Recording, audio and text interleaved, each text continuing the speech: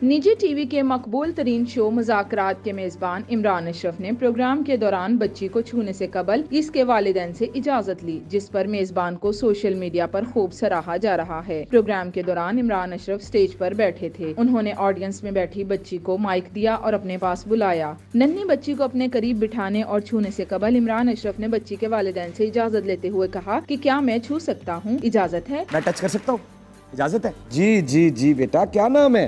Mantisha.